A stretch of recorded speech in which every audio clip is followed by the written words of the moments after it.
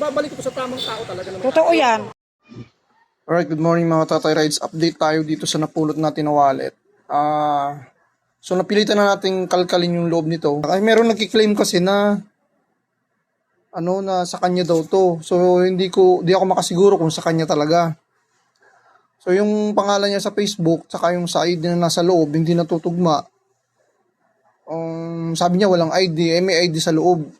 Ngayon, naghanap tayo ng pwedeng ito, may nakita tayong papel dito sa loob. Mayroong pangalan, kaya lang lalaki, pero mayroong number. Kukontakin natin, baka sakali makatulong to. So, sa pamamagitan nito, tatawagan natin at mahingi tayo ng number na may-ari talaga nito para masuli na natin to. Kasi mayroong nag-claim ng ibang tao. Hindi ko alam kung siya talaga yan. So, try natin tawagan.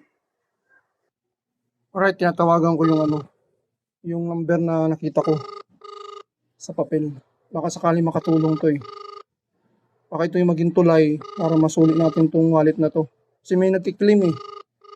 Wala naman binibigay na Hello po. Hello? Sir, magandang umaga.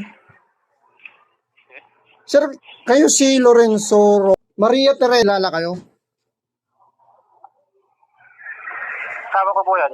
Tapos itong si kaano-ano mo po itong si Anak ko po yan. anak mo. Okay. Taga saan po kayo, sir? Taga-Pasig po kami. Okay, taga Pasig din ako eh. So may nakuha kasi akong wallet. Ayun. Oo. Opo sir, sasawa ko po yan. Yeah. Hindi ko lang alam kung kailan namin nawala yan. Ayun. Nahulog po yan. Kasi po ganito, ngayon ko lang nakalkal yung nung una kasi hindi ko nasilip na mayroong number dito, mayroong papel ako nakita. Yung pangalan kasi ng dalawang ID dito, national ID to. Opo, national ID. Wala kasing walang contact number. Ngayon, Opo. pinost ko to sa Facebook ko, sa page Okay ko. po. Ngayon may nagki-claim kasi, nasa kanya daw to. Hindi po. Ngayon, hindi nagtutugma yung FB page niya, FB niya dun sa ID. Okay po sir. Ngayon, mabuti na lang pala, hindi ko binigay kasi hindi ko siya makontak na. Tatawagan ko, hindi ko makontak. Ay, Mercedes. Yan, tama. Tama. Ikaw nga. Tama yung... Ang nakasakay ako sa tricycle, nasa likuran ako. Oo. Ngayon, yung pinuntahan namin yung sa Mercedes, tapos yung pauwi na kami, hiningi na asawa ko yung wallet. Sabi ko, naku, wala yung wallet sa bulsa ko. Tama. Sabi ko, baka Tama. nahulog siguro Tama, to. sa loob ng Mercedes ko siya nakuha. Alright mga katatay, may pagkita tayo dun sa tunay na may-ari ng wallet. So, nakausap ko na sila mag-asawa. So, pumayag naman sila na bibidyo natin para at least meron tayong proof dun sa tunay na may-ari talaga. So, dito sila ma'am. 7-Eleven daw. Dito. Ito na yata yun.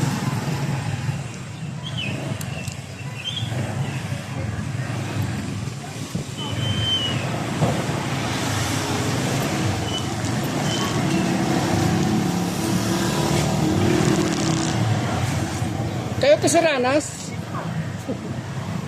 Salamat naman at sa inyo na ibalik talaga. Ilang araw na. Kasi hindi ko ma-locate yung address mo. Ang laki ng Waste Bank. Magpatulong na ako sa anak ko eh. Kung okay lang, bibidyoin ko. Okay, kaso wala ko pang anak ko eh. Di, okay lang. Ikaw na mo yung nasa ID. Sino may-ari nito? Ayan na, wallet niya yan. Nakita na ako eh. Dinadamay naman magulang. Konsensya ko, siyempre gano'n. Sabi ko, ngayon ang ginawa ko, tinawagan ko siya dun sa number. Nag-text ko sa number ko eh. Hindi siya matawagan. Sa messenger, may message ko rin, hindi siya nag-reply. Ibig sabihin, sabi ko, hindi ito sa kanya. Oo. Ngayon ang ginawa ko, ngayong araw lang din, pag-gising ko, ay umilit yung ulo ko kasi parang sinasabi ko sa Facebook na, sa page ko, pinag-interesan ko yung pera. Wala daw akong planong ibalik. Oy. Sabi ko, ibabalik ko sa tamang tao talaga naman. Totoo yan. Video lang, te. Ikaw naman yung tao talaga. Opo, ito yung anak ko. Kaka-print lang yun kasi uwi po sana kami ng yung Parang summer. nalaglag to sa Mercedes. Ay tama, nagsundo kami ng pamangking ko. Pero sa tamang tao. Oo. Meron pa marami kasi nanluloko ng lakas ng loob. Oo. Mag-isabis ko nagsalita pa nila. So, ngayon bilangin nyo natin yung pera. Wala kang ginalaw dyan. salamat naman. Ganito pala. Ngayon ko lang napilitan hanapan talaga ng ano, kasi nga, mayroon na nagki-claim sa Facebook. Oo. Comment kayo na Naibalik na. nasa iyo talaga yung Oo. pera at ikaw yung tunay na may-ari. Ayan o, may ID. Pinadala ko pa sa ng ID eh. Hindi, sa mukha naman niya yun. Oo. Hindi na kailangan humingi ng ID. Oo. Sige lang, te. Ito si ate, ito yung totoong may-ari. Hindi yung nag-claim dun sa sa Facebook page ko. Di, wag na te, wag na kayong magkabala dyan. Ang hingin ko na lang sa inyo, mag-comment ka na lang doon. Doon sa page ko na Ano po ba yung ano niya? na ikaw yung tunay na may-ari.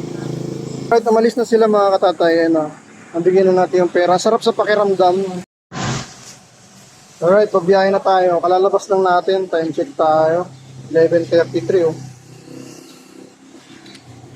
So, nagbibigay si ma'am ng reward. Hindi natin tinanggap. Ang akin lang, malaking tulong sa akin, mag-comment lang si ate doon sa page natin na naibalik natin yung pera sa kanya.